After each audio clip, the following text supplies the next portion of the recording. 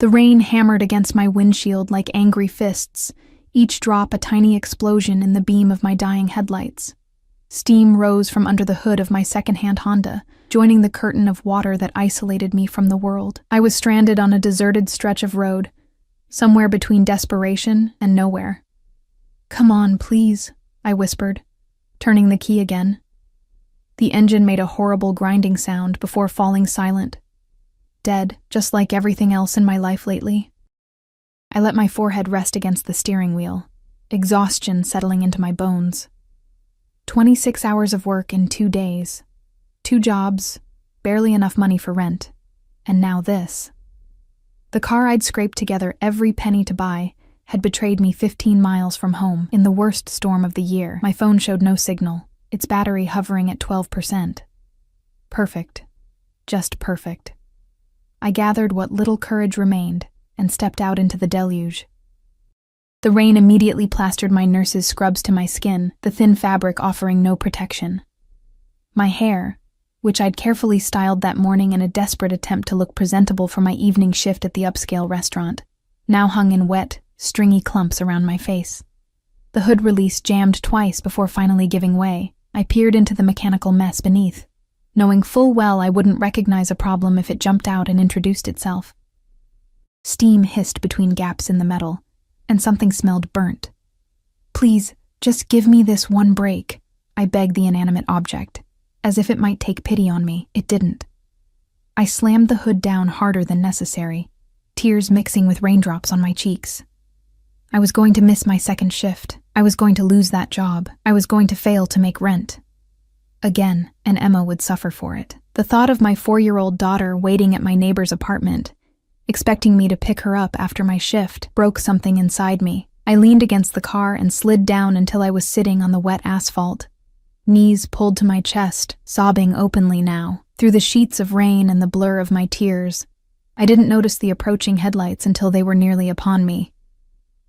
2 piercing beams cut through the darkness, followed by the low, powerful growl of an engine that didn't sputter or choke like mine. The vehicle, a sleek black SUV with tinted windows, slowed and came to a stop about 20 feet from my pathetic breakdown. I hastily wiped my eyes, suddenly aware of how vulnerable I was. A woman alone on a deserted road at night. Every warning my mother had ever given me flashed through my mind. The SUV's door opened, and a large umbrella emerged first, followed by a man. Even through the rain, I could tell this wasn't some good Samaritan in a family sedan. Everything about the vehicle screamed money and power. He approached slowly, his shoes, leather that probably cost more than my monthly rent, splashing through puddles. I couldn't make out his face yet, just the silhouette of broad shoulders under what appeared to be an expensive suit. "Car trouble?" His voice carried clearly through the downpour, deep and tinged with an accent I couldn't immediately place. Italian, maybe. I scrambled to my feet, embarrassed to be found crying on the ground. "It just died. I don't know what happened." As he drew closer, the streetlight caught his features, dark hair, slicked back from rain or product, I couldn't tell. A strong jaw shadowed with stubble. Eyes so dark they seemed to absorb the light rather than reflect it. He was older than me, maybe late 30s, with the kind of face that had seen things, hard things, but hadn't been hardened by them entirely. "You shouldn't be out here alone," he said, stepping closer and extending the umbrella to shield me from the rain. I noticed then that his gesture had left him exposed to the downpour, his clearly expensive suit now darkening with water. Behind him, I saw another man had exited the SUV and was standing vigilantly beside it, seemingly unbothered by the rain soaking him. "I didn't exactly plan this," I said, a defensive edge to my voice. The corner of his mouth twitched, not quite a smile. "Of course not." His eyes scanned my face, then my soaked scrubs. "Nurse?" I nodded, crossing my arms over my chest, suddenly aware of how the wet fabric clung to me. I was heading to my second job. Something flickered across his face. Surprise, maybe, or curiosity. 2 jobs? Bills don't pay themselves. The words came out more bitterly than I intended. He nodded slowly, as if processing this information. "What's your name?" I hesitated. Stranger danger had been drilled into me since childhood. but I was also alone with a dead car in a storm. Sophia. Sophia Mills. Sophia. He said my name carefully as if tasting it. I'm Antonio Russo. The name meant nothing to me, but the way he said it, with the expectation that it should, told me it probably meant something to most people. Let me help you, Sophia. Not a question. A statement. I don't need... Yes, you do. His directness startled me. You're stranded in a storm, at night, in a dangerous area, and you're crying. I wiped at my face again, mortified. I'm fine. Antonio Russo's expression didn't change, but something in those dark eyes softened almost imperceptibly. You're safe with me, he said, his voice lower now. I promise you that. A shiver ran through me that had nothing to do with my wet clothes. There was something in the way he said it, like a man accustomed to people believing his promises, like a man whose promises were either blessings or threats, with no middle ground. Before I could respond, the man by the SUV called out something in Italian. Antonio responded in the same language, the words flowing with natural grace. My associate says there's no fixing your car tonight, he translated, turning back to me. You need a ride. I can call someone, I protested weakly, knowing it was a lie. I had no one to call. My parents were gone. My friends had slowly disappeared after Emma was born, and her father had vanished with my savings. I'd been too busy surviving to maintain relationships. Antonio raised an eyebrow, clearly seeing through me. In this storm, with that phone that you keep checking, I doubt it has any signal out here. I clutched my nearly dead phone tighter. I need to get to Mario's on 5th Street. I'm already late for my shift. The Italian place? He seemed amused by this. You work for Mario? You know it? Something like a smile crossed his face. You could say that. Behind him, the man by the SUV shifted his weight, scanning the surroundings with practiced vigilance. The movement drew my attention to a bulge beneath his jacket, the unmistakable outline of a gun. My heart stuttered. Who were these men? Antonio must have noticed my change in expression because he turned slightly, following my gaze. When he looked back, his face had hardened almost imperceptibly. Salvatore is my driver and security, he explained smoothly. In my position, certain precautions are necessary. Your position? I echoed, anxiety bubbling in my chest. Antonio studied me for a moment. I'm in business. Various enterprises. Import, export, real estate. Each term seemed carefully selected, revealing nothing. I should have run. I should have declined his help and taken my chances with the storm. But where would I go? I had a daughter waiting for me. I needed that job at Mario's. I needed to get through this night. I appreciate the offer, Mr. Russo, but... Antonio, he corrected. And this isn't an offer that makes sense to refuse, Sophia. You're soaked. Your car is dead. And you need to get to work. He gestured toward the luxurious SUV. I'm heading in that direction anyway. His logic was irrefutable, and yet something in me hesitated. Some primitive instinct sensing a predator, not necessarily one that would harm me, but dangerous nonetheless. A gust of wind drove the rain sideways, cutting through my wet scrubs like tiny needles. I shivered violently. Your daughter, Antonio said suddenly, would want you to make the practical choice. I froze. What? How did you... He gestured to my wrist, where a charm bracelet hung. A single charm, a tiny silver E, dangled from it. Initial jewelry, the way you touched it when you mentioned being late. A mother's gesture. The observation was both impressive and unsettling. This man noticed details. Thunder crashed overhead, making me jump. Antonio didn't flinch. Time to decide, Sophia. His tone remained gentle, but I sensed an undercurrent of steel. This was a man used to having his suggestions taken as commands. I looked at my dead car, then at the expensive SUV with its promise of warmth and rescue, then back at the inscrutable face of Antonio Russo. Which danger was greater, the known or the unknown? Okay, I finally said. Thank you. Something that might have been satisfaction flickered in his eyes. He guided me toward the vehicle, his hand hovering near, but not touching, the small of my back. As we approached, Salvatore opened the rear door with military precision. The interior was all black leather and soft lighting, It smelled of expensive cologne and something else. A subtle, masculine scent I couldn't name. "Your belongings?" Antonio asked, pausing before I got in. "Just my purse. It's in the car." He nodded to Salvatore, who moved with surprising speed to retrieve it. Within seconds, he returned with my worn faux leather bag, handling it as carefully as if it contained priceless treasures instead of drugstore makeup and a half-eaten granola bar. Inside the SUV, warmth enveloped me immediately. Antonio slid in beside me, leaving a respectable distance between us. Salvatore took the driver's seat, and soon we were gliding down the rain-slicked road. "Mario's, you said?" Antonio confirmed, reaching into a compartment and producing a soft cashmere throw. He offered it to me with a gesture that suggested refusal wasn't an option. I took it gratefully, wrapping it around my shoulders. "Yes, please. I'm already an hour late. You work as a nurse during the day and a waitress at night?" he asked, observing me with those penetrating eyes. I nodded, suddenly self-conscious. "Single mom. You do what you have to do." "And the father?" The directness of the question startled me. "Not in the picture. His choice or yours?" "His," I admitted. "He left when I was 7 months pregnant. Took our savings with him." Antonio's jaw tightened almost imperceptibly. Some men are unworthy of the title. The SUV slowed to a stop at a red light, and I watched raindrops race down the tinted window, wondering how I'd ended up discussing my failed relationship with a stranger in an expensive suit. "Thank you for the ride," I said, eager to change the subject.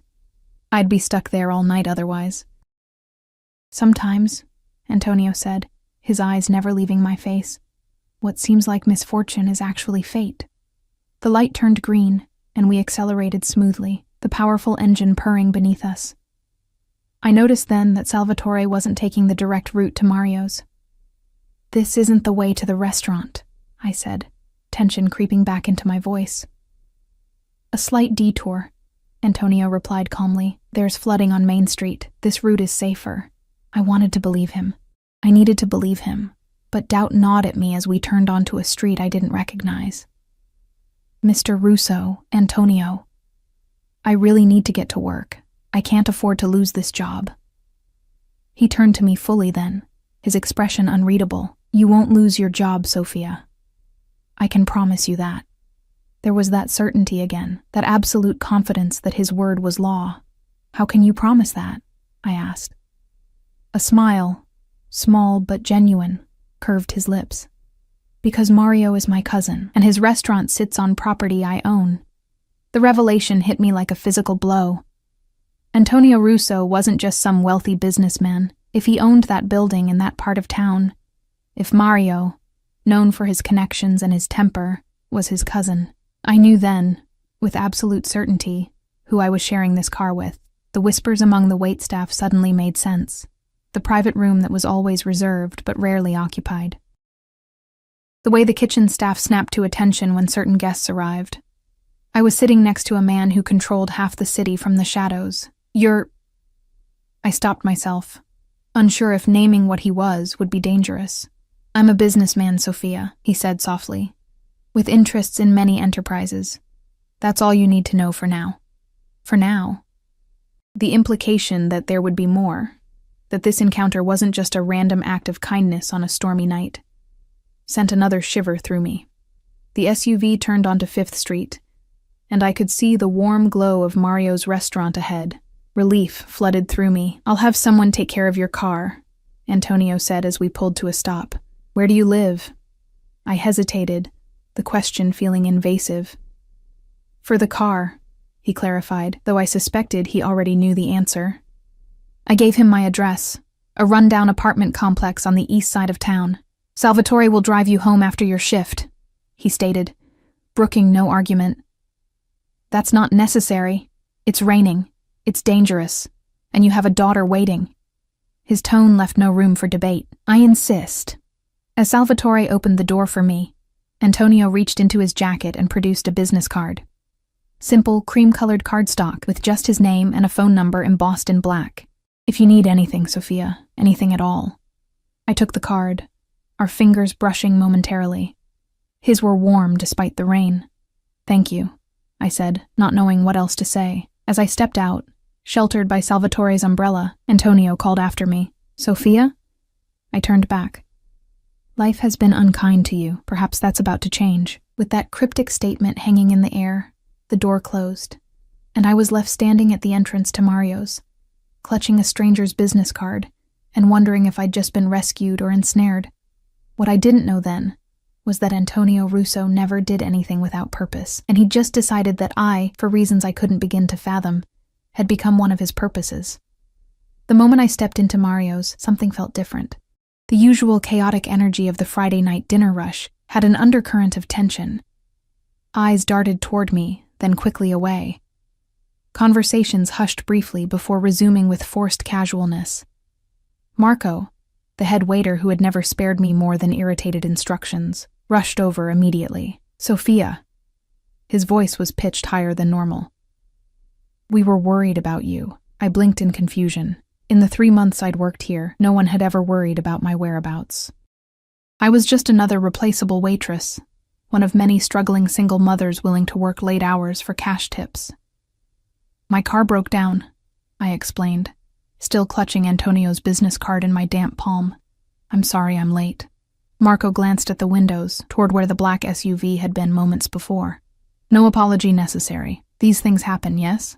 His smile seemed strained. "Your section has been covered. Why don't you dry off in the back and take tables 15 through 20 when you're ready?" I stood frozen, unable to process this unprecedented display of accommodation. Usually, being an hour late meant automatic termination, or at minimum, a night without tips as punishment.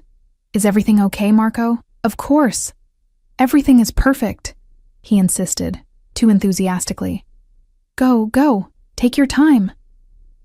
I made my way to the employee locker room, aware of the whispers that followed me. In the harsh fluorescent light, I caught my reflection in the mirror and winced. My hair was a disaster. My mascara had created dark smudges beneath my eyes, and my scrubs, though no longer dripping, clung uncomfortably to my skin. From my locker, I pulled out the spare uniform I kept for emergencies. As I changed, Lucia, one of the other waitresses, entered the room. "So," she said, leaning against the lockers with poorly disguised curiosity, "you arrived in his car." My hands stilled on the buttons of my white blouse. "Whose car?" Lucia raised a perfectly shaped eyebrow. "Don't play dumb, honey. Antonio Russo's car. The Antonio Russo." The way she said his name, part awe, part fear, confirmed my suspicions from earlier. "My car broke down," I repeated carefully. "He happened to drive by and offered me a ride." Lucia laughed, a sharp, incredulous sound. "Antonio Russo doesn't happen to do anything, and he certainly doesn't pick up stranded women on stormy nights like some kind of dark night." I finished buttoning my blouse with trembling fingers. "Who is he exactly?" She stared at me as if I'd asked who the president was. "Seriously? You've been working here for months and don't know?" She lowered her voice to a whisper. "He owns half the city, legitimate businesses anyway. The other half..." She made a vague gesture. "Let's just say when the Russo family offers protection, smart people accept." My stomach tightened. The gun beneath Salvatore's jacket suddenly made more sense. "He's Mario's cousin," I said, repeating what Antonio had told me. "Second cousin," Lucia corrected. "But in the family, blood ties are everything, even distant ones." She leaned closer, her voice dropping further. "What did he want with you?" "Nothing," I insisted, suddenly defensive. "He just gave me a ride." Lucia's expression made it clear she didn't believe me. "Well, whatever it is, be careful. Men like him don't do favors without expecting something in return." Her warning followed me as I finished getting ready and headed out to the dining room. The restaurant was busy, the warm lighting and soft Italian music creating an atmosphere of casual elegance that belied the apparently darker connections lurking beneath. As I approached my assigned section, I noticed that table 16, usually reserved for walk-ins, was cordoned off with a velvet rope. A small, reserved sign sat in the center. Marco intercepted me before I could ask. "The Russo table is always kept ready," he explained in a hushed tone. "Even when he's not expected," I nodded, processing this new information as I began serving my other tables. Throughout the night, I felt eyes on me. the staff watching with newfound interest, perhaps wondering what connection I had to their powerful patron. I did my best to ignore it, focusing instead on providing impeccable service and earning the tips I desperately needed. It was nearly midnight when my phone buzzed with a text from Mrs. Garcia, my elderly neighbor who watched Emma while I worked. Emma had nightmare. Calling for Mama. Everything okay, but thought you should know. My heart squeezed. This was the third nightmare this week. The doctor said it was normal after everything she'd been through, but knowing my daughter was frightened and I wasn't there to comfort her made me feel like I was failing at the one job that truly mattered. Everything all right? I nearly dropped the phone at the unexpected voice. Turning, I found Mario himself standing behind me, his usual stern expression replaced with something almost like concern. Yes, it's my daughter, I explained, surprised he was speaking to me at all. In 3 months, our interactions had been limited to him barking occasional orders or criticizing my wine-pouring technique. Is she unwell? His bushy eyebrows drew together. Just a nightmare. My neighbor is watching her. Mario nodded thoughtfully. Children should be with their mothers, especially at night. He studied me for a long moment. You've worked hard tonight, yes, despite your car troubles? I nodded, confused by his sudden interest in my work ethic. Good. You can finish your shift early. Family comes first. I stared at him in disbelief. But I still have 2 tables. Lucia will cover them. He made a dismissive gesture. Your tips will not be affected. Before I could thank him, he walked away, already calling for Lucia. I stood rooted to the spot, trying to make sense of this unprecedented turn of events. The answer came as I was collecting my things from the locker room. Marco appeared in the doorway, his usual haughtiness replaced by something resembling respect. Your ride is waiting, he said. My ride? Mr. Russo's driver, Marco clarified. He's outside. The memory of Antonio's insistence that Salvatore would drive me home surfaced. I'd assumed it was just a polite offer, not an actual arrangement. That's really not necessary, I protested. I can take the bus. Marco looked genuinely alarmed. The bus? At this hour? Out of the question. Mr. Russo was very clear about your transportation. Very clear. The phrase hung in the air, heavy with implication. I got the distinct impression that Marco had received direct instructions regarding my welfare. Besides, he added with a tense smile, it's still raining. Indeed, when I stepped outside, the storm hadn't abated. And just as promised, the black SUV was parked directly in front, its engine idling. Salvatore stood beside the rear door, umbrella at the ready. Ms. Mills, he greeted me with a formal nod. You really don't have to do this, I said, even as he shielded me from the rain with the umbrella. I can find my own way home. Salvatore's expression didn't change. Mr. Russo's instructions were explicit. I hesitated, scanning the empty street. The last bus would have left 20 minutes ago, and a taxi would cost at least half of tonight's tips. With Emma waiting at home, the practical choice was clear. Thank you, I conceded, sliding into the back seat. I expected to find Antonio there, but the car was empty. I wasn't sure if I felt relief or disappointment, and that confusion troubled me. As we pulled away from the restaurant, I noticed Salvatore watching me in the rearview mirror. Is there something wrong? I asked, suddenly self-conscious. No, ma'am. His eyes returned to the road. Mr. Russo asked me to ensure you arrived home safely. Does he do this for all Mario's employees? Salvatore's expression remained professionally neutral. I wouldn't know, ma'am. The lie was obvious, but I didn't press. Instead, I gazed out the window, watching raindrops trace patterns down the glass as we drove through the deserted streets. What about my car? I asked suddenly, remembering. It's still on Westridge Road. It's been taken care of, Salvatore replied. Mr. Russo arranged for it to be towed to Angelo's garage. Angelo's?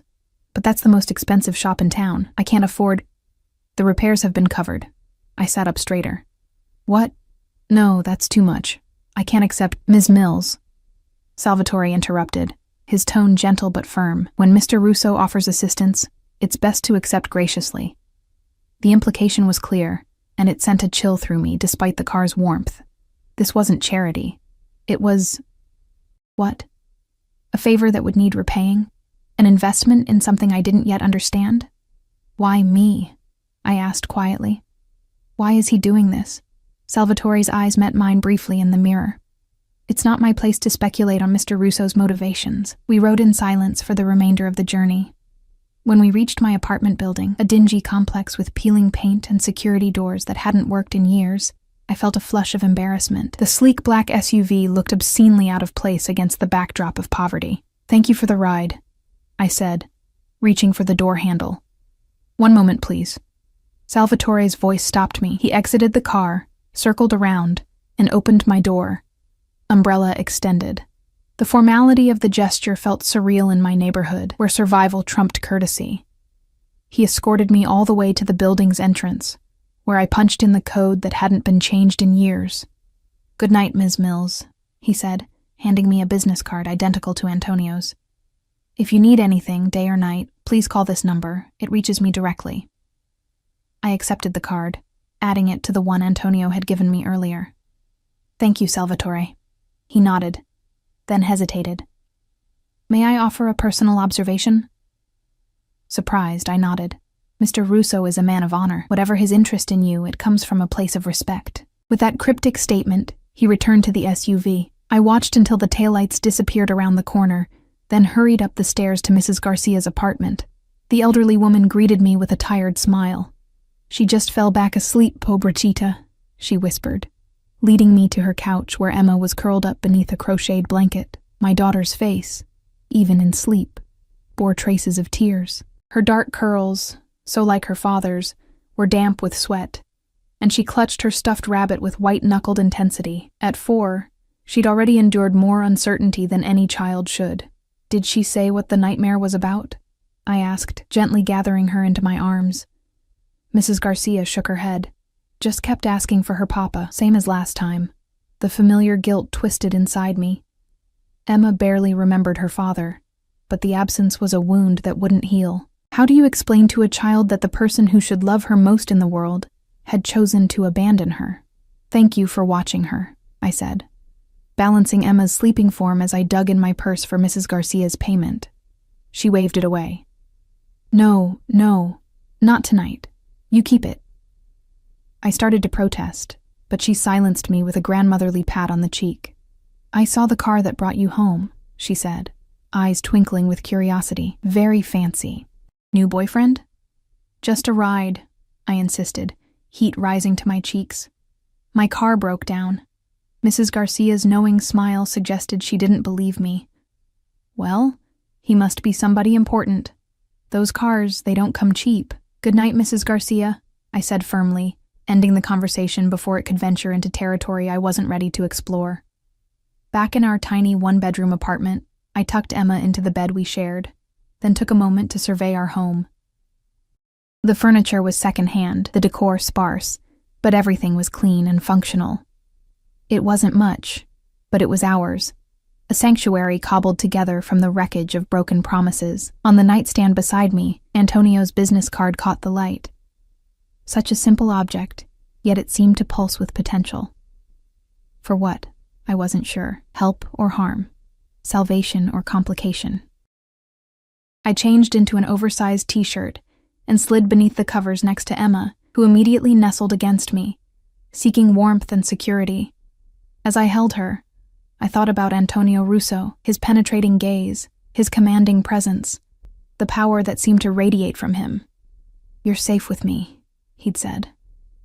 The words echoed in my mind as sleep finally claimed me, pulling me under into dreams where dark eyes watched from shadows, and promises hung like stars just out of reach.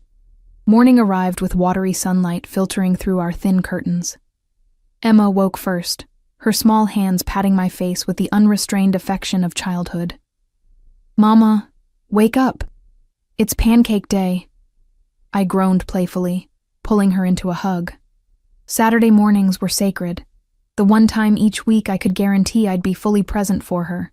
We had a ritual, pancakes shaped like animals, cartoons on our secondhand TV, and no rushing to get out the door. What kind of pancake do you want today, sweet pea? I asked, kissing the top of her head.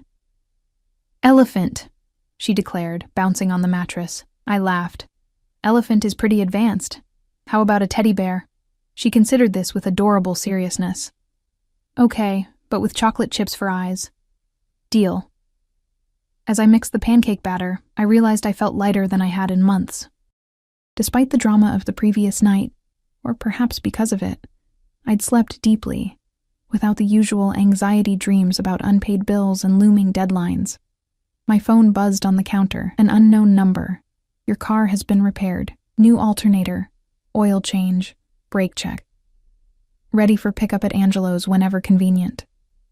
AR. I nearly dropped the phone into the pancake batter. How had he gotten my number? I hadn't given it to him. Before I could respond, another text arrived. Keys at front desk. Bill settled. I set the phone down, my hands trembling slightly. The repaired car was a relief. I needed it desperately, but the ease with which Antonio had inserted himself into my life was unsettling. He'd found my phone number. He'd arranged repairs without my consent. He'd settled what must have been a substantial bill. The implications were both comforting and terrifying. I was being looked after by someone with significant resources and influence. But why? And at what cost? Emma's impatient call for pancakes pulled me back to the present. I forced a smile and returned to our Saturday routine, determined not to let these new complications spoil our precious time together. Hours later, after Emma was engrossed in a coloring book, I finally replied to the text. Thank you for your help, but I can't accept such an expensive gift from someone I've just met. Please let me know how much I owe you for the repairs. I can set up a payment plan. The response came almost immediately. It's not a gift. It's a necessity. You need reliable transportation for work and your daughter. No payment necessary or accepted. I stared at the message, torn between gratitude and unease.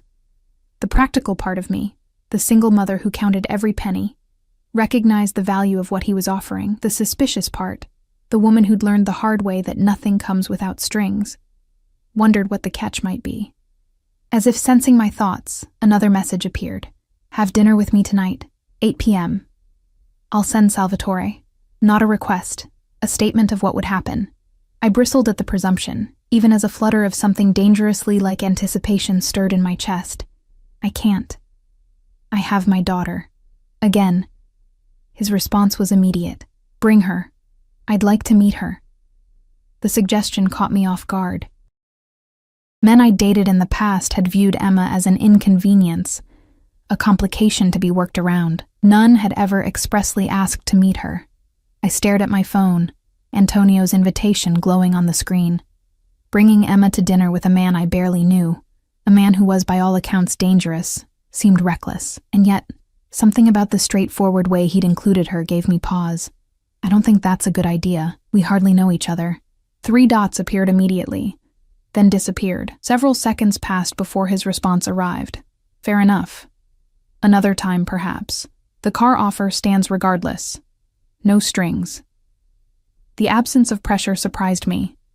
I'd expected insistence, perhaps even manipulation. The respectful retreat made me reconsider my immediate refusal. Thank you for understanding. And for the car. I set the phone down, relief mingling with an unexpected twinge of disappointment. Part of me, a part I wasn't ready to examine too closely, had been curious about what dinner with Antonio Russo might entail. Mama, look! Emma's voice drew my attention. She held up her coloring book, proudly displaying a purple elephant with orange polka dots. It's beautiful, like your dress. I smiled, momentarily confused. Which dress, sweetie? The pretty one. The one in the box. I followed her pointing finger to our front door, where a large white box tied with a black satin ribbon sat innocuously. A box that definitely hadn't been there earlier. Heart racing, I approached it cautiously. There was no shipping label, no indication of how it had arrived. I lifted it, surprisingly heavy, and brought it to our small dining table. Can I open it? Please, please. Emma bounced excitedly beside me. Let me check what it is first, I said, carefully untying the ribbon.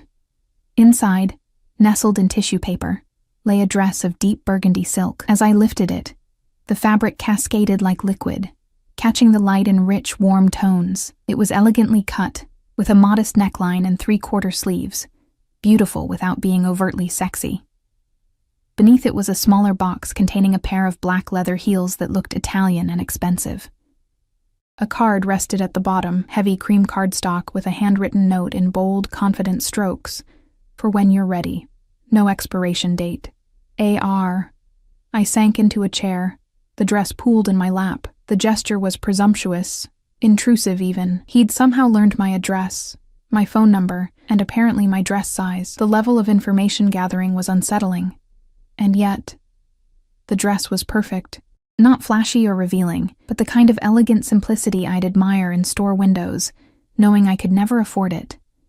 The kind of dress that said its wearer deserved to be seen, to occupy space, to be taken seriously. "It's so pretty." Emma reached out to touch the silk reverently. "Are you going to wear it to the princess ball?" I laughed despite myself. "What princess ball? The one where you meet the prince, silly." She twirled around the room, lost in her 4-year-old fantasy. If only she knew the man who'd sent this dress was more likely to be a villain in those fairy tales than a prince. And yet, I carefully returned the dress to its box, my mind racing. The lack of pressure in Antonio's messages, combined with this gift that came with no expiration date, suggested patience. He was making his interest clear while giving me space to decide how to respond. It was manipulative in its own way, but showed a level of respect I hadn't expected. My phone buzzed again. "Your car will be delivered to your address by 5 p.m. today. Keys with the attendant." I typed quickly. "How did you know where I live?" The response came immediately. "I know many things, Sophia. It's both my business and my protection." The honesty was refreshing, if unsettling. No pretense, no apology. "The dress is beautiful, but I can't accept it." 3 dots appeared, then "keep it. Wear it when you choose, if you choose. Or don't. It's yours regardless." I set the phone down, uncertain how to respond to generosity that left me no graceful way to refuse. The dress represented something I hadn't had in a long time, a choice that wasn't constrained by necessity, a luxury I couldn't justify but desperately wanted. "Mama, can we go to the park?" Emma asked, already pulling on her jacket. "You promised." I welcomed the distraction. "Yes, let's go." The community park was only a few blocks away, a small green space surrounded by aging apartment buildings. It wasn't much, just a set of swings, a slide with peeling paint, and a sandbox. But to Emma, it was a kingdom of possibilities. As she raced toward the swings, I scanned the area out of habit, noting the other parents, the teenagers lounging on benches, the general safety of the environment. Nothing seemed amiss until my gaze landed on a black sedan parked across the street, its windows tinted. It could have been coincidence. There were probably dozens of black sedans in the city, but the prickle along my spine suggested otherwise. I watched Emma play, pushing her on the swings when she asked, catching her at the bottom of the slide, but part of my attention remained fixed on that car. It never moved. No one entered or exited. It simply remained, a dark presence at the edge of my awareness. After an hour, Emma's energy finally began to wane. "I'm hungry, Mama. Let's go home for lunch," I agreed, taking her hand. As we walked back toward our apartment, I couldn't resist glancing over my shoulder. The sedan was gone. In its place was a different vehicle, a dark SUV that looked unsettlingly familiar. My pace quickened, Emma struggling to keep up with my longer strides. "You're walking too fast," she complained. "Sorry, sweet pea." I forced myself to slow down, to appear calm, despite the unease crawling beneath my skin. Back in our apartment, I locked the door and peered through the blinds. The street below appeared normal. No suspicious vehicles, no men in suits watching our building. I was being paranoid. Antonio had helped me during a crisis, repaired my car, and sent a dress. Unusual behavior, yes, but not necessarily sinister. Yet the rumors about who he was, what he was, lingered in my mind. The afternoon passed quietly. Emma napped, then watched cartoons while I caught up on laundry and bills. At precisely 5 p.m., a knock came at the door. Through the peephole, I saw a young man in coveralls holding a set of keys. "Delivery from Angelo's garage," he called through the door. I opened it cautiously, chain still in place. "Yes?" "Your Honda's in the lot, ma'am, all fixed up." He extended the keys through the narrow opening. "Mr. Russo said to tell you they replaced the alternator, changed the oil, and did a full inspection. Should run good as new. Thank you, I said, taking the keys. Did he mention how much it cost? The young man looked uncomfortable. It's all taken care of, ma'am. Mr. Russo's instructions. I nodded, having expected as much. Thank you. After he left, I stood by the window, looking down at the parking lot where my old Honda now sat, looking cleaner than it had in years. The windows gleamed in the late afternoon sun, and even from a distance I could see that the dent in the passenger door, a souvenir from a hit-and-run in a grocery store parking lot, had been repaired. My phone buzzed with a text. Not Antonio this time, but Lucia from the restaurant. Heard you got the Russo treatment. Lucky girl. You working tonight? I'd forgotten it was Saturday. My usual shift. Yes, coming in at 6. Her response was immediate. Marco says you're off the schedule. Paid leave. Boss's orders. I stared at the message in disbelief. Paid leave? I'd never even had unpaid leave. There must be a mistake. I need the hours. No mistake. Marco said Mr. R was very specific. You're covered for a week, full wages, plus average tips. My hands trembled as I set the phone down. This was crossing a line. Car repairs were one thing, but interfering with my employment was another level entirely. I dialed the number from Antonio's card before I could talk myself out of it. He answered on the second ring. Sophia. My name in his accented voice sent an unexpected shiver down my spine. You can't do this, I said without preamble. Do what, exactly? His tone was calm, almost amused. Interfere with my job. I need those hours. I need to work. You need rest, he countered. You work 2 jobs. You're exhausted. Your daughter needs you present, not depleted. The accuracy of his assessment only fueled my anger. That's not your decision to make. You don't know anything about my life or what I need. A pause. Perhaps not everything, but I know enough. His voice softened. The leave is paid, Sophia. You won't lose a penny. Consider it a gift of time. I don't want gifts. I don't need charity. Not charity, he corrected immediately. Respect. For a mother working twice as hard as she should have to because a man failed in his responsibilities. The reference to Emma's father caught me off guard. How do you know about that? People talk, especially when I ask questions. The implication sent a chill through me. He'd been making inquiries about my life, my past. Why? I demanded. Why are you doing this? What do you want from me? Another pause, longer this time. When he spoke again, his voice had a different quality, softer, more intimate. Have dinner with me. Not tonight. Tomorrow. Just us. And I'll explain everything. I should have refused. Every instinct for self-preservation urged caution, and yet... Just dinner? I verified. Just dinner, he confirmed. I'll have Salvatore pick you up at 7. Mrs. Garcia has already agreed to watch Emma. That pushed me back over the edge. You spoke to my neighbor? Before even asking me? I made contingencies, he admitted unapologetically. If you had refused, no harm done. That's invasive. Presumptuous.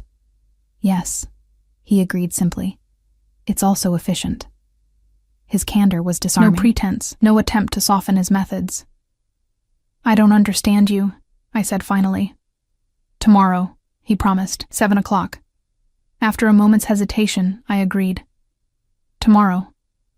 Emma appeared in the doorway, rubbing sleep from her eyes. Who are you talking to, Mama? Just a... friend, I said, ending the call.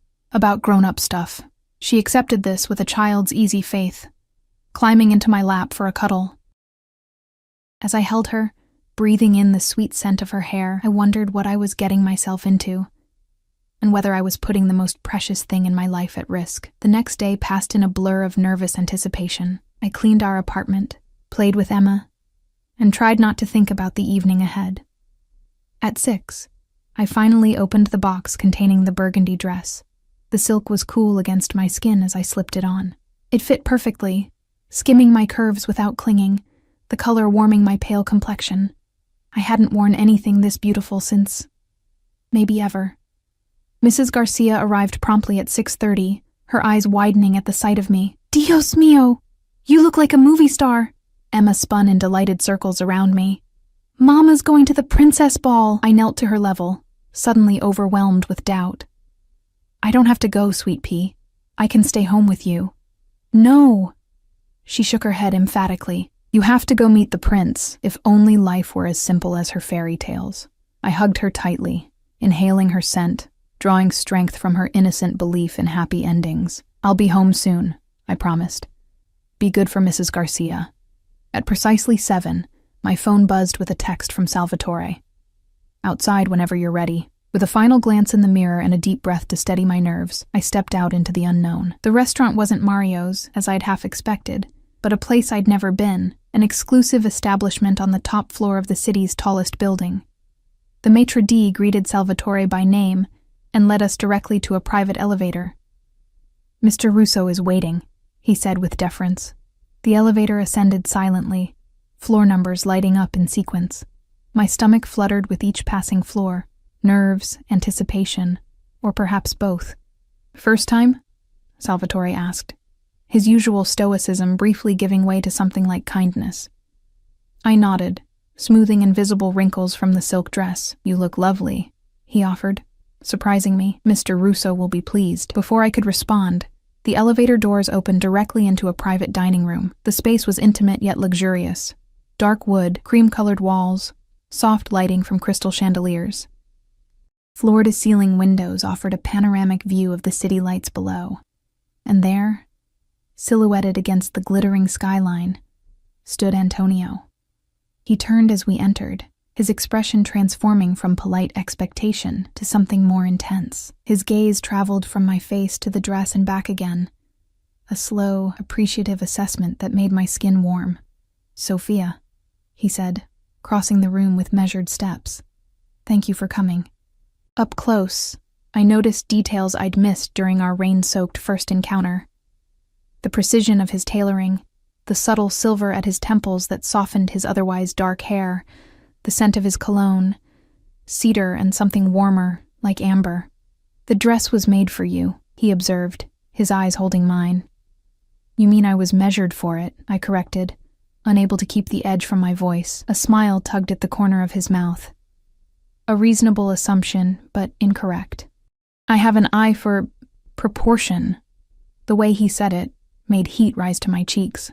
I glanced away, taking in the rest of the room, the single table set for 2, the bottle of wine already breathing, the absence of any other diners or staff. Are we alone? I asked, suddenly aware of Salvatore's departure. The staff will bring each course, then leave us to our privacy, Antonio explained, guiding me toward the table with a light touch at the small of my back. I thought it would be more comfortable for our conversation. He held my chair, waiting until I was settled before taking his own seat across from me. The table was small enough that we could speak quietly and still be heard, yet large enough to maintain a proper distance. Wine? He offered, already reaching for the bottle. Just a little, I said. I'm driving. His expression flickered. Actually, I assumed Salvatore would drive you home. I have my own car now, remember? I raised an eyebrow, thanks to someone's interference. He poured the wine, a deep red that caught the light like liquid garnet. Not interference, investment. In what, exactly? I challenged, meeting his gaze directly. Antonio studied me for a moment, seeming to appreciate my directness.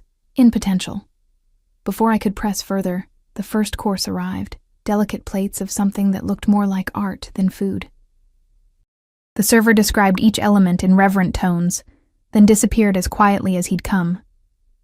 I waited until we were alone again. You promised explanations. Antonio took a measured sip of wine, then set his glass down with deliberate precision. I did. But first, tell me about Emma. The request caught me off guard. My daughter? Why?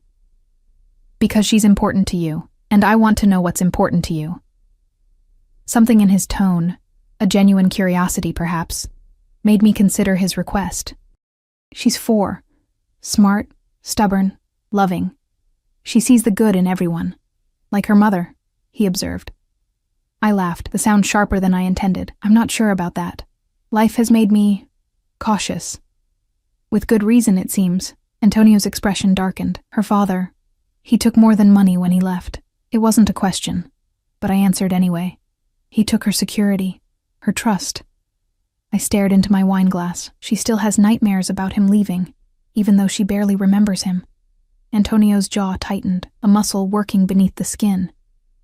Some debts deserve to be repaid. There was a threat in those words that should have frightened me. Instead, I felt an unexpected surge of vindication.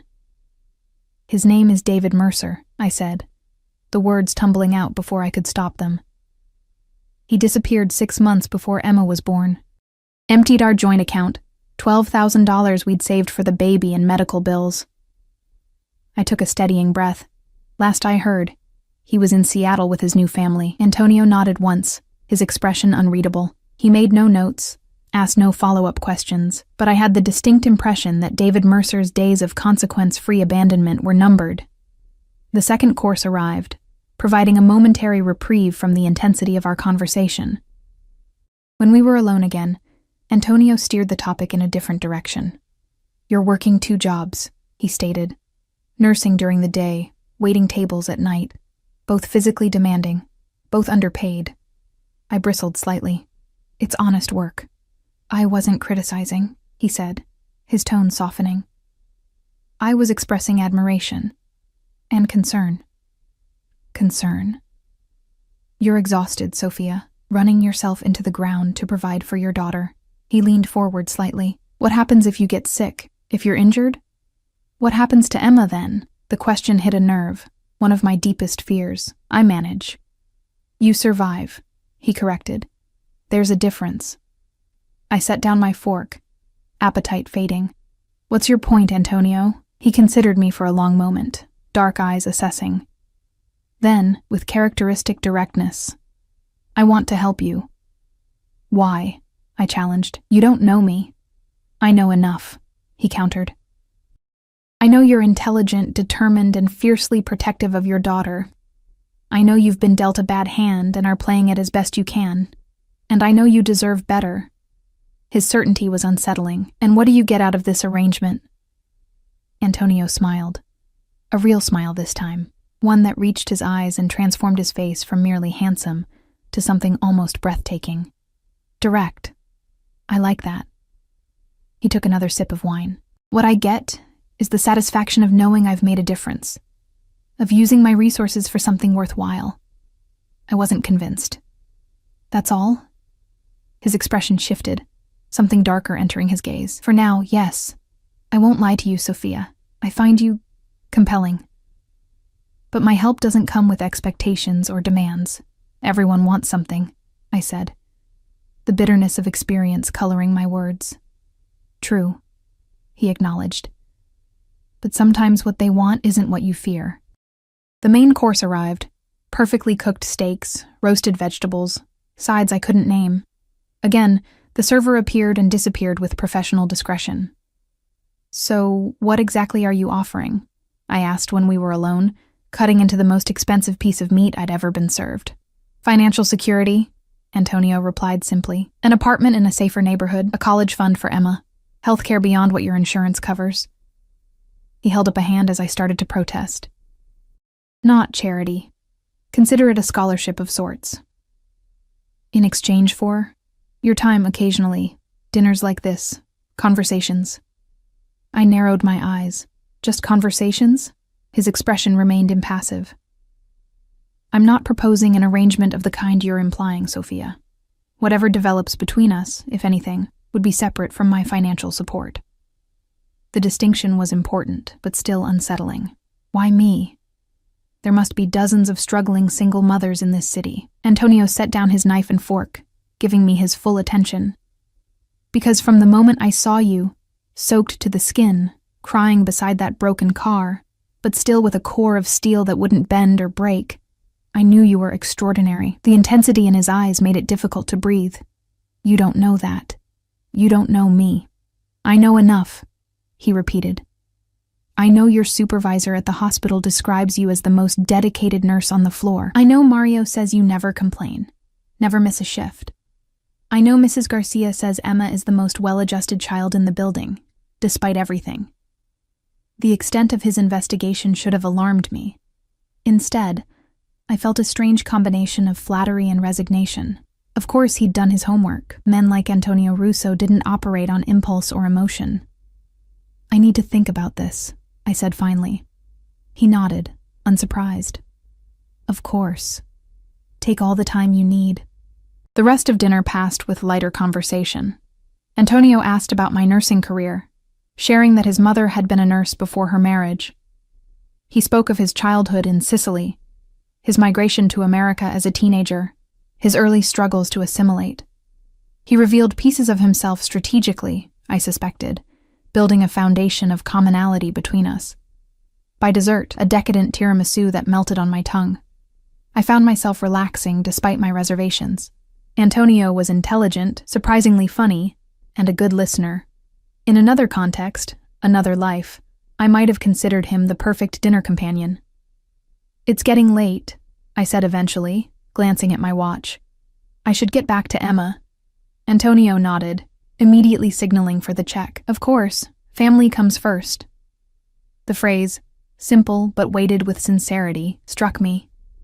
In my experience, men viewed my daughter as competition for my attention, an inconvenient reminder of another man's presence in my life. Antonio seemed to genuinely respect my maternal priorities. As we rode the elevator down, standing side by side in comfortable silence, I found myself studying his reflection in the polished doors. The strong profile, the confidence in his posture, the subtle signs of power in his bearing. Dangerous, yes, but perhaps not to me. In the lobby, Salvatore waited discreetly by the entrance.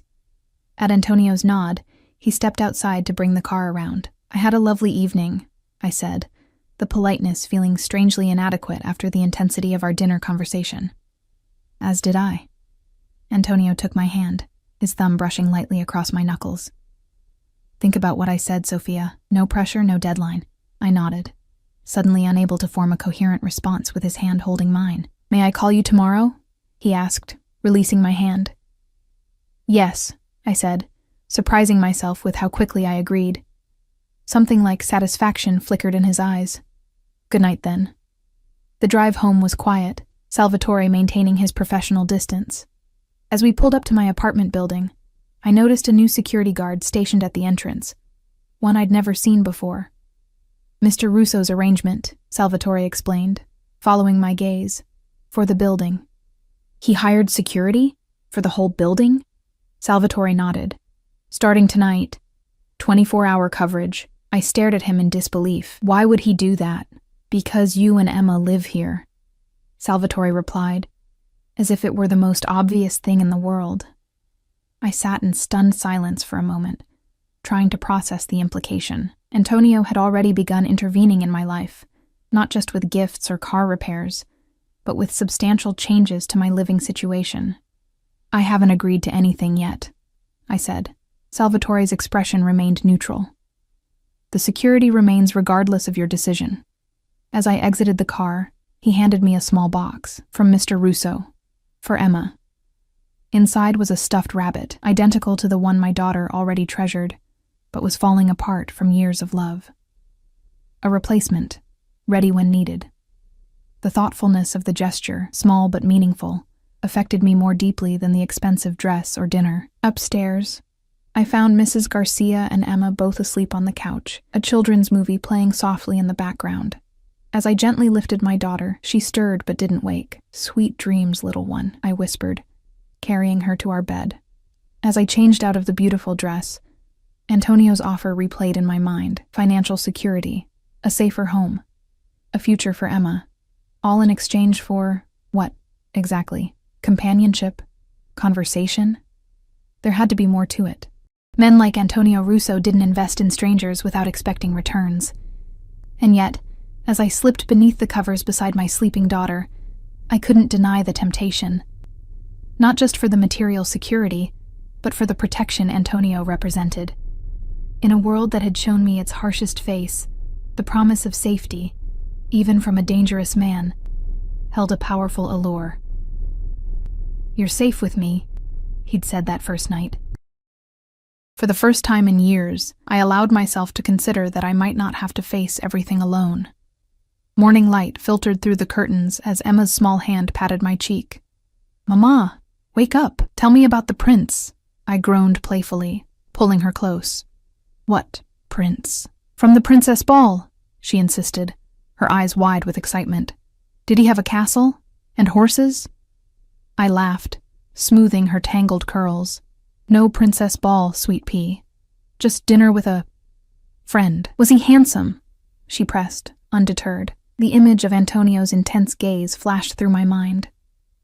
"I suppose some people might think so," Emma nodded sagely. "Like in my stories, the prince is always handsome. If only life were as simple as her fairy tales, where handsome meant good and power was always used nobly. Antonio Russo might look the part of a prince, but I knew enough about his world to recognize he was something far more complicated. My phone buzzed on the nightstand. A text from Antonio. "Good morning. I hope you slept well." Such a normal message, as if from any potential suitor. It was easy to forget, in these small moments, what I knew about who he was. I set the phone aside without responding, focusing instead on our Saturday morning ritual. Pancakes, cartoons, and no rush to be anywhere. These simple moments with Emma were precious, untainted by the complications of adult life, by the choices I now faced. Later, as Emma napped, I finally allowed myself to consider Antonio's offer: financial security, a safer home, a future for Emma.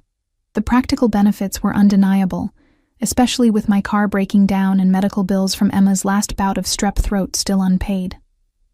But accepting meant connecting my life, and my daughter's, to a man whose business dealings operated in shadows. A man who, despite his personal charm and apparent interest in me, was feared by everyone who knew his name. I needed more information before I could decide. My phone buzzed again. Not Antonio this time, but Lucia from the restaurant. "Girl, what did you do? The boss is walking around like someone died. And Marco keeps staring at your empty tables like they're haunted." I frowned, typing quickly. "What are you talking about?" "Word is Russo himself ordered your paid leave. But there's something else going on. Mario's all weird and jumpy." A chill ran down my spine. "Weird how?" "Like he's scared. Really scared. Something about his cousin and family business getting mixed up. He was on the phone all morning, speaking Italian super fast."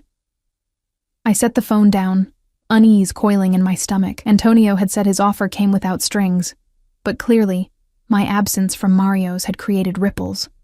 Ripples that had frightened my boss. What was I missing? Before I could consider further, my phone rang. Antonio's number. "Hello?" I answered, trying to keep my voice neutral. "Sophia." His voice was warm, intimate.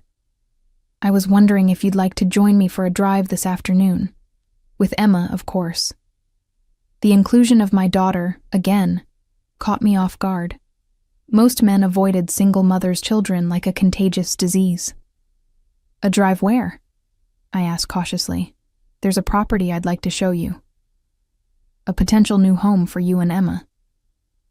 My grip tightened on the phone. "I haven't agreed to anything yet, I know," he said, his tone patient. "This is just for your consideration. No pressure, no decisions today. Just information." I hesitated, torn between curiosity and caution. "We could stop for ice cream afterward," he added. "I'm told there's an excellent parlor near the park." The normality of the suggestion, ice cream, a park, was disarming. Like something a regular man might offer on a Saturday outing with a woman and her child. "All right," I agreed finally. "What time?" Would 3 o'clock work, after Emma's nap? The fact that he knew my daughter's schedule was both thoughtful and unsettling. 3 is fine." "Excellent. Salvatore will pick you up. And Sophia?" "Yes?" "Thank you for your trust. I don't take it lightly." After we hung up, I sat motionless, wondering if I was making a terrible mistake. Involving Emma in whatever this was between Antonio and me felt like crossing a line, and yet, if I was seriously considering his offer, she would be affected regardless. At precisely 3, Salvatore arrived in a different vehicle than usual, a sleek black SUV with tinted windows but less intimidating than the one I'd first seen. Child-appropriate, I realized. Emma was wide-eyed with excitement as we approached. "Is that a princess car?" Salvatore's usually stoic expression softened as he opened the door, revealing a booster seat already installed. "For the little signorina," he said with a formal nod that made Emma giggle. "I'm not a signorina," she corrected, climbing in. "I'm Emma." "Of course. My apologies, Emma." The formality with which he addressed my 4-year-old was both amusing and touching. We drove for about 20 minutes, leaving the crowded streets of our neighborhood behind for progressively more upscale areas. Emma chattered excitedly about the big houses and pretty trees, while I grew increasingly nervous about our destination. Finally, we turned into a gated community, stopping at a security booth where Salvatore exchanged a few words with the guard. The gate opened, and we proceeded down a tree-lined street with elegant townhouses on either side. "Wow." Emma pressed her face against the window. "Mama, look at the flowers." The landscaping was indeed beautiful. Mature trees, manicured lawns, and carefully tended flower beds. Every property looked immaculate, screaming of privilege and security. We pulled into the driveway of a cream-colored townhouse with black shutters and a red door. Antonio was waiting on the front step, dressed more casually than I'd seen him before. Dark slacks and a light blue button-down shirt. The sleeves rolled to reveal strong forearms. When Emma saw him, she whispered loudly to me, "Is that the prince, Mama?" I suppressed a smile. "No, sweet pea. That's Mr. Russo, my friend." As we exited the car, Antonio approached, his focus shifting immediately to Emma. Instead of the awkward uncertainty most adults display around children, he crouched to her level, extending his hand. "You must be Emma. I'm Antonio. It's a pleasure to meet you." Emma, usually shy with strangers, placed her small hand in his with surprising confidence. "Do you live in a castle?" He laughed, a genuine sound that transformed his face. "No, just a regular house, but I thought you and your mother might like to see this one. It has a special room just for little girls." Emma's eyes widened. "For me?" "If you'd like it," he said, glancing up at me with a question in his eyes. I nodded slightly, giving permission for the tour while reserving judgment on what it might mean. The townhouse was beautiful, 3 bedrooms, 2.5 baths, with an open floor plan and large windows that filled the space with light. The kitchen was a chef's dream, the living room cozy yet elegant, and the master bedroom suite larger than our entire current apartment. But it was the smaller bedroom that Antonio showed us last that took my breath away. Painted a soft yellow, with built-in bookshelves and a window seat overlooking a small garden. It was exactly the kind of room I'd always wished I could give my daughter. "This would be Emma's room," Antonio said softly, watching my face. Emma had already raced in, spinning in delighted circles. "It's so big, Mama. Look at the window. I could see stars at night." I swallowed against the sudden tightness in my throat. "It's lovely." Antonio moved closer, his voice pitched for my ears alone. "The school district is excellent. There's a playground 2 blocks away, and the security in this community is top-notch. All the things a mother worried about. All the things I couldn't provide in our current situation." "Why are you doing this?" I asked, the question barely audible. His expression grew serious. "Because you deserve it, because Emma deserves it, and because I have the means to make it happen." "But why us? Why me?" Antonio was quiet for a moment, watching Emma explore the built-in window seat. "Sometimes," he said finally, "we recognize value that others have missed. I recognized yours the moment I saw you. Soaking wet, exhausted, but still fighting, still standing." The sincerity in his voice was difficult to doubt. "I don't know if I can accept this," I admitted. "It feels like too much." "Consider it an investment," he suggested. "In Emma's future, in yours." "And what do you get from this investment?" His dark eyes met mine, something intense and unguarded in his gaze. "The satisfaction of knowing I've made a difference. And perhaps in time, something more. But that's not conditional on this." He gestured to the house around us. "This is yours regardless of how you feel about me." The distinction was important, but still unsettling. "I need time to think." "Of course." He nodded, stepping back to give me space. "Ice cream? I believe I promised Emma." The ice cream parlor was charming and old-fashioned, with checkered floors and red leather booths. Emma was immediately enchanted, her excitement growing when Antonio told her she could choose any flavor she wanted. As she deliberated with the seriousness only a 4-year-old can bring to ice cream selection, I observed Antonio.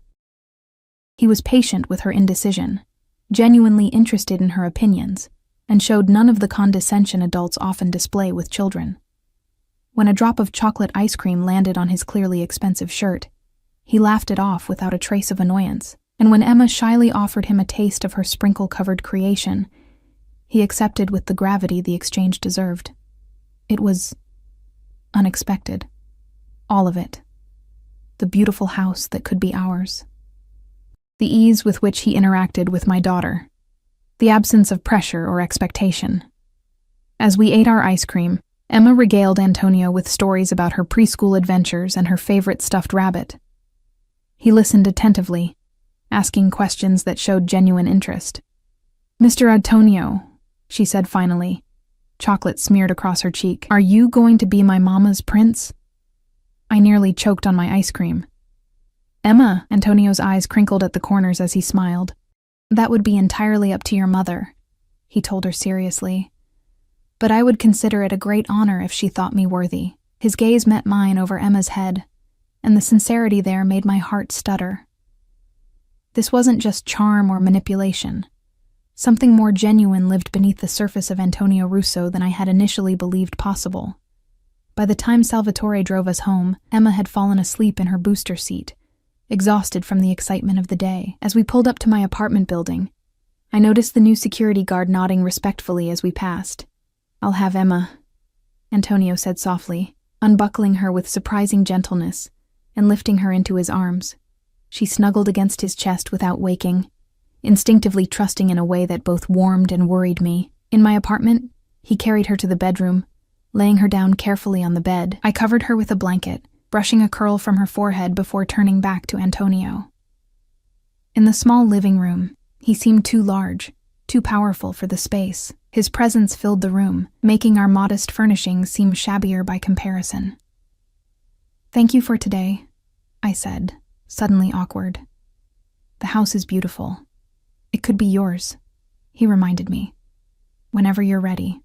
I took a deep breath, meeting his gaze directly. "I need to know exactly what you want from me." Not the polite version, the truth. Antonio considered me for a long moment, his dark eyes unreadable. Then, with characteristic directness, "Eventually, everything. Your time, your trust, your heart." He stepped closer, not touching me but near enough that I could feel the heat of his body. "But I'm a patient man, Sophia, and I understand the value of what I'm asking for." The honesty was both terrifying and refreshing. "I can't make any promises," I said, my voice steadier than I felt. He nodded, accepting this. "I'm not asking for promises, just a chance to prove myself worthy of your trust." As he turned to leave, he paused at the door. "The house is yours whenever you want it. No strings, no expectations. The choice is entirely yours." After he left, I stood motionless in the center of the living room, his offer echoing in my mind. A new home, financial security, a future for Emma, and perhaps in time, something I'd given up hoping for. A partner who saw my strength rather than my vulnerability. A man who valued my daughter as much as he valued me. It was a risk.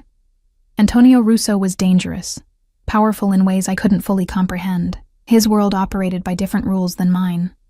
But as I looked around our tiny apartment, at the water stain on the ceiling and the lock on the door that didn't quite catch, I thought of Emma's delighted face as she twirled in that sunlit yellow bedroom. "You're safe with me," he'd promised that first night, and against all logic, against every lesson life had taught me about trusting men who made grand promises, I believed him. The next morning, I texted a single word: "Yes." His reply came immediately: "I'll send Salvatore at noon. Welcome home, Sophia."